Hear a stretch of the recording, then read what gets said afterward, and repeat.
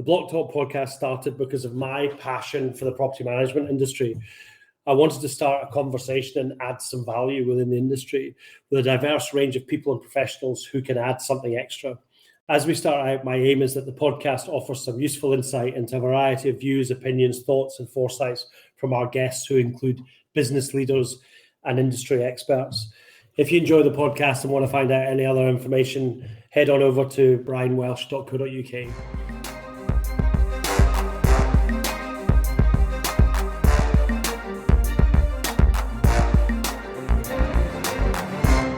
Hello and welcome to another episode of the Blocktalk Podcast. A bit different today. I'm delighted to be joined by two of the CPL Software team who might actually still be recovering. We'll find out in a minute. From their recent achievement conquering the Three Peaks Challenge. Damien, Porter and Tom Beswick. So we'll be chatting to them in a second. We also have Helen Doyle, People and Culture Director, who kind of organised all this stuff. And also have the pleasure of inviting back Andy Bright again. Andy is the Corporate Partnerships Co-ordinator for Action for Pulmonary Fibrosis, a CPL Software's Charity of the Year, which is the reason behind Tom and Damien. Well, it says on my bit of paper, braving. I think I would probably use possibly a different word, but never mind. So welcome to all of you. I'll start with you, Andy. Andy, how's it going? How are you? I'm good, thank you. I hope you are too. Lots going on at the moment, both in work and personally. I think It's been a while since we last talked, but since we spoke last, I've turned 60 and welcomed two more grandchildren into the family. Wow. You sound like your life is busier than mine. Gosh, that's amazing. So let's get into it. 7. Wow. That's an achievement. That must take a lot of hard work as well. So, gee. It takes a lot of breath. Yes. So, Damien, Tom, how are you both? Tom, let's start with you.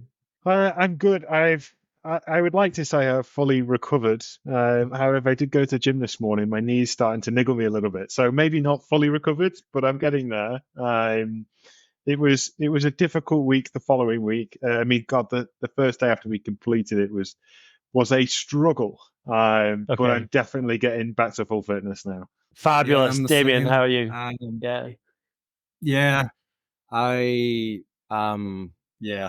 Pretty much recovered. Took me about 7 days. My calves were burning right up until the following weekend, and wow. It was one hell of a challenge, and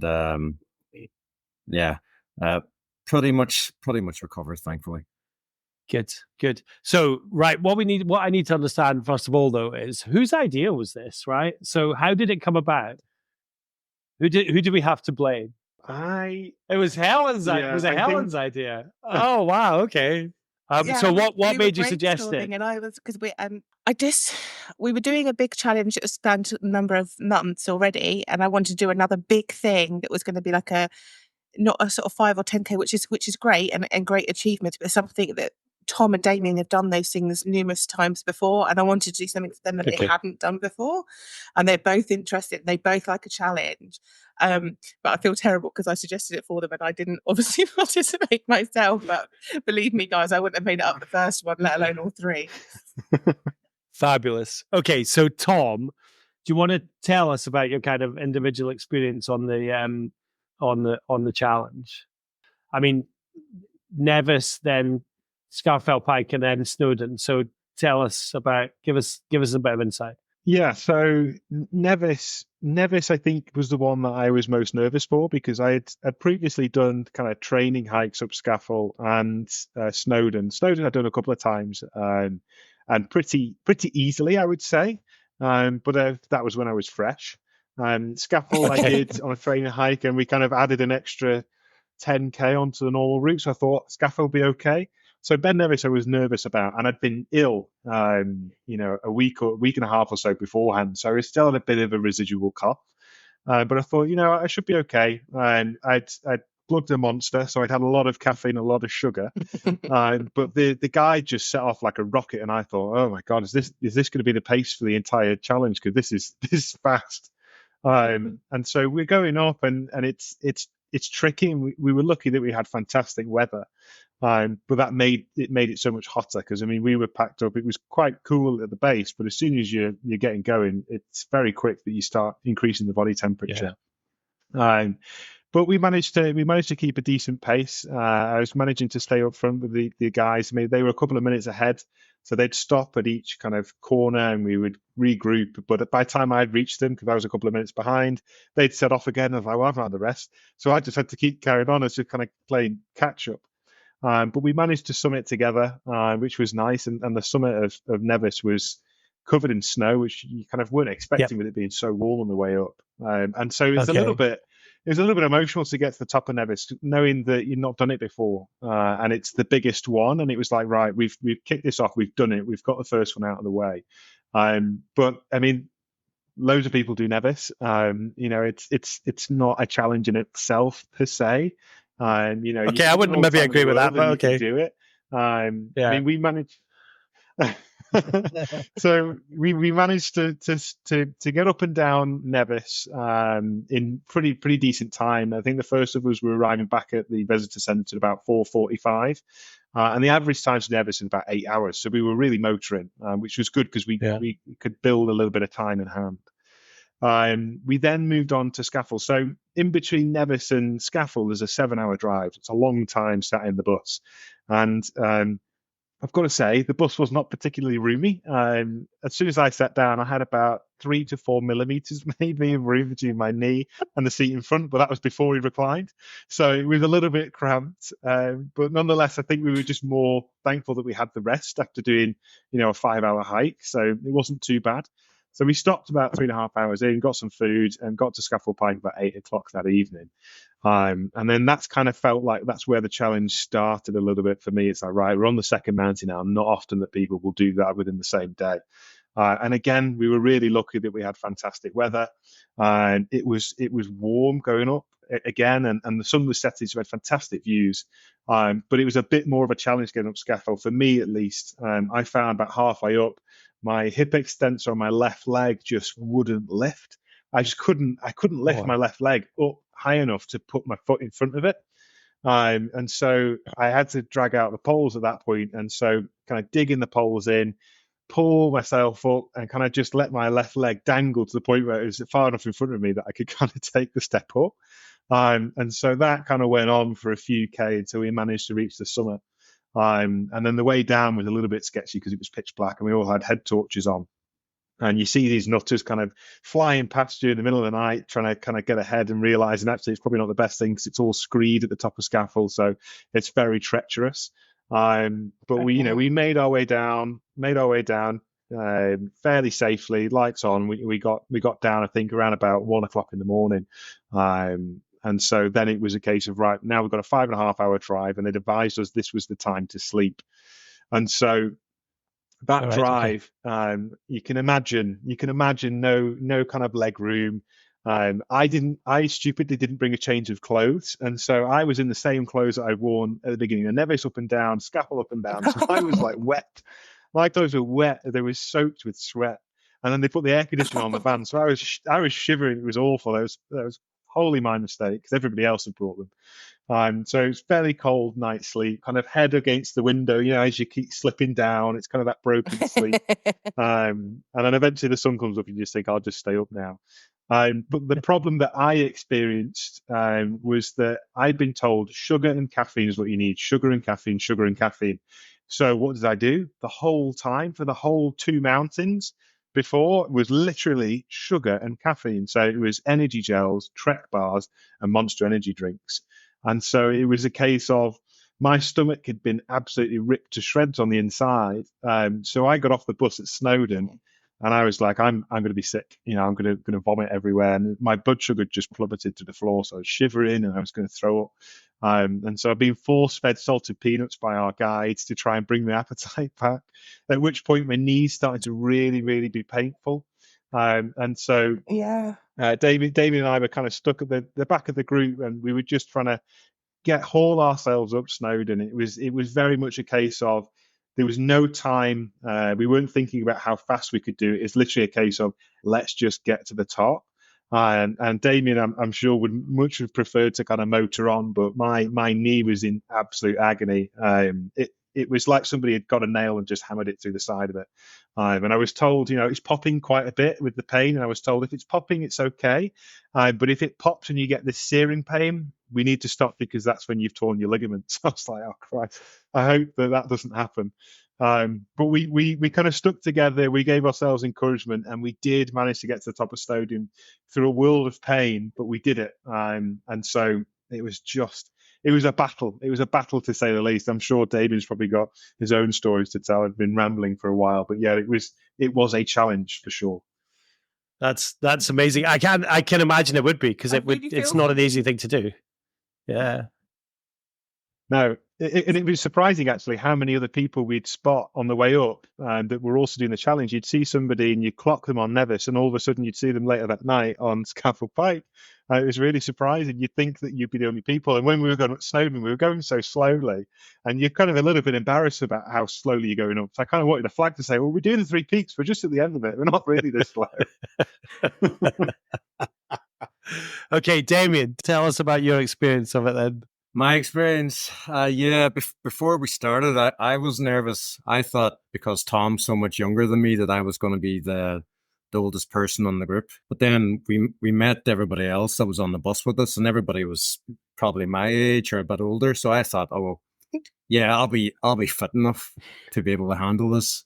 But as Tom mentioned, we arrived at Nevis and we started to walk up Nevis, and the grip of walkers just left me for dead. Within half an hour, I was trying to keep the pace, but that was my first mental challenge. I felt like I was already burnt out within half an hour. And that first bit of Nevis is actually quite steep, isn't it? So yeah. The first bit of Nevis does go up a bit, doesn't it? Yeah.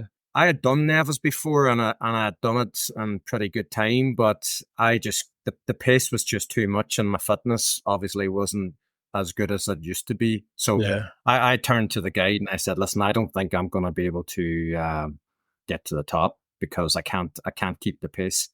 And he told me, take small steps, go at your own pace. And that bit of advice, that encouragement just got me to keep going, keep putting one foot forward. And I got to the top not long after Tom. And I was proud of myself. And then we got down, as Tom said, jumped back on the bus. And I called my girlfriend, and I was making plans to go out for dinner on Sunday and, have some drinks and celebrate. And she goes, you haven't done the second and third one. So, yeah. To cut a long story short, that meal and drinks didn't happen.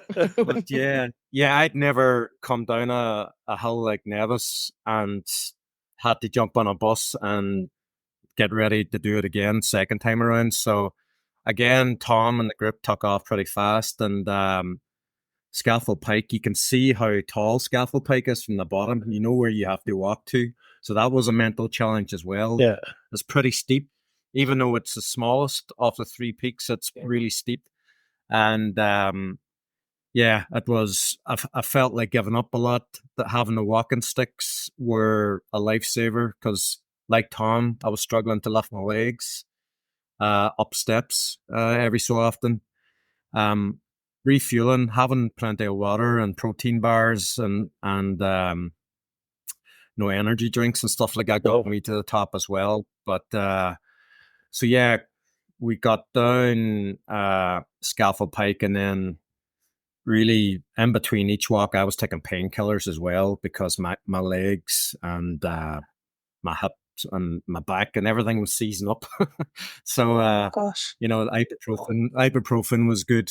And getting to, as Tom said, I did have a change of clothes, but we were trying to change outside behind the bus after every climb, so you could only take off so much. Yeah, okay. So I was taking off my top. And, I was changing my top, but I couldn't change much else. Change my socks and stuff. And then it was, I think, 4.5 hour drive or 5.5 hour drive from Scaffold to Snowdon. So I took some more painkillers, and even though we were very lucky with the weather, the climates were all slightly different. Like Snowdon, first thing on the Sunday morning was freezing. I was wearing 3 layers, but it was freezing cold.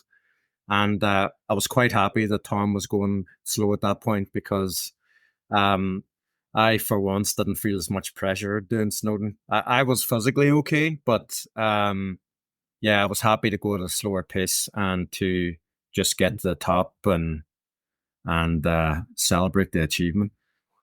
Good. And I take my hat off to Tom, because he was in a serious amount of pain and wasn't well, so it was a hell of an effort to get up a Snowdon for him. No, I know. I'm very proud of both of you. I mean, I've done Nevis once before. I need to ask a question. Was Nevis, on the top of Nevis, was it clear, or was it all cloudy? It was pretty clear. Was it? A bit overcast, but you could see. Yeah, you could see around certain parts of the landscapes. Wow. That's impressive. Yeah. And it was just pure white. Well, I've only ever been up at once. I doubt yes. Well, you couldn't see that when I did it. I did it 2016 for charity. And yeah, it was from quite low down. You were walking through clouds. So yeah. Okay, fabulous. Right, let's crack on. Oh yeah, sorry. One question that's on this list that I haven't asked. Would you do it again? No. Wow. I don't at the moment no, but if I get talked into it in the future for charity again, maybe. Okay, cool. That time, David. So anybody watching or listening to this, so I think you should donate just on the basis that Damien has said he might do it again. Yeah, Tom's a definite no. I don't think I could do it. I mentioned it to my twin brother, and he just said, "There's no way on this earth, Brian, you're fit enough to do that." So yeah. In fact, he said I probably wasn't fit enough to just do Snowdon. So never mind. Okay, so Helen, give us a bit of background about the Charity of the Year. Why we implemented it and how it's going. So yeah, the Charity of the Year scheme all kind of came about as part of our broader corporate social responsibility strategy. So my goal really was to create a sense of unity and purpose. I mean, we have that already through our day-to-day work, right? We're making property managers' lives easier, and they can, send those advantages onto the end user. And so there is that, but we wanted something else, something extra to work that would just bring everyone together, really. And I would say that it's certainly done that. Both this incredible achievement that Tom and Damien have done, which I obviously wasn't aware of any of this. I've deliberately not asked the guys questions. I'm just, completely in awe of what you've done and then what you went through. But we've also did the Office to Office Challenge, which was really good because it was done January, February, March, and we're all over the country here at CPL. So it just brought us all together, all the people that took part in the challenge. To recap, the challenge was we walked from the Scottish office down to the Southern office and back again virtually. So it was 862 miles, which a team of about 8, 9, 10 of us all kind of combined together to cover that distance. And it was so nice. It just brought everyone together, and we all kind of shared pictures, and it's still going now. The challenge is over, but we still have that community, that kind of sense of unity. And I think through all of that, you asked how it's going. So not only have we done that, but we were absolutely amazed to see how much we've raised for the charity so far. It's currently, just before the recording, between the two challenges stands at £2,255 that we've raised between the Office to Office Challenge and the Three Peaks Challenge.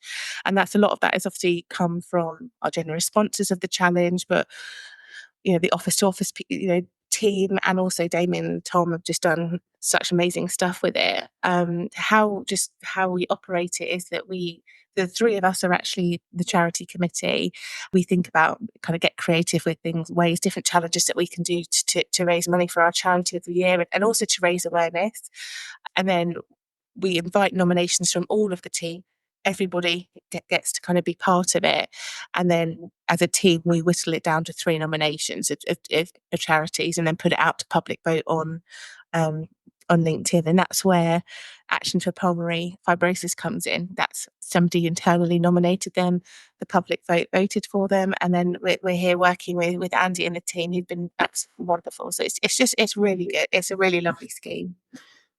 Cool. Thanks for that, Helen. Okay, that links us really well, actually, onto Andy, to be fair. Welcome again. I guess, can you remind the listeners or anyone who hasn't listened to the last podcast what pulmonary fibrosis is, what the charity does, and why funding is so important? Yes, sure. Yeah. Firstly, thank you to CPL and particularly Tom and Damien for doing such a sterling effort. We do have challenges that are on the level that you can, no elevations at all. Talk to me about those. But pulmonary fibrosis is a group of interstitial lung diseases.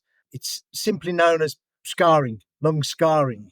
So the scarring causes stiffness around the lungs, making it difficult to breathe, and more importantly, to transport oxygen from the lungs into the blood supply. So your body is starved of oxygen. When I had pulmonary fibrosis, and before my transplant, my oxygen was down to 21% of what it should be for a man of my age. So that's what pulmonary fibrosis does. So when I talked about it takes a lot of breaths earlier on, I wasn't being flippant. That's what it is. And to somebody who's got pulmonary fibrosis, just walking to the car could be their equivalent of Ben Nevis or Scarfell. So that's how pulmonary fibrosis affects the lungs.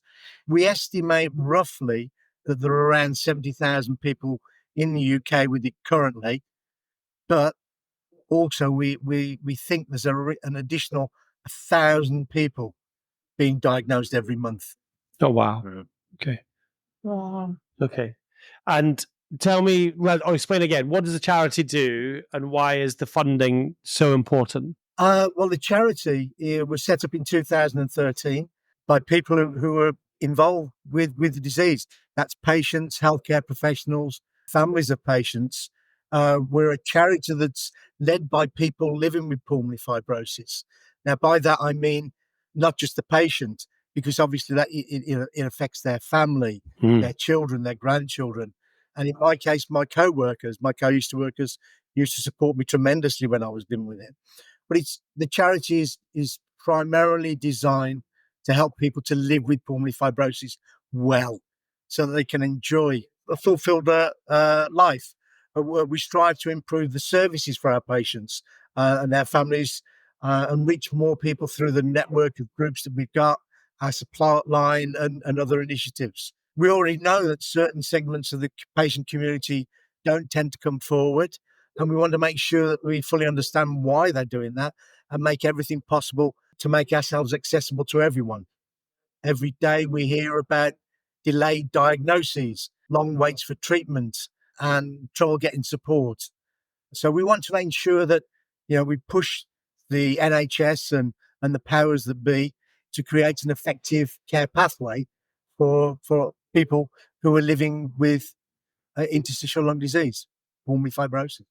Okay. And the money that's raised, what's it used for? Well, I mean, it's without it we couldn't survive. It's so important. We receive no government funding and rely on all our donations for all our work. We're currently supporting over 10,000 people who are living with the disease. Therefore, it's essential that we have successful fundraisers to enable Action for Pulmonary Fibrosis to thrive and make a meaningful difference to all those touched by pulmonary fibrosis. As I say, that's patients, family, friends, and healthcare professionals. Okay, thanks very much for that, Andy. Okay, I think I'll wrap up. Just a thank you again for Andy for coming on. That's really good and explaining to us all about the charity. I'm not sure Tom and Damien really want to thank Helen for actually coming up with the idea, but hey, we'll thank her anyway. And Tom and Damien, it's just immense.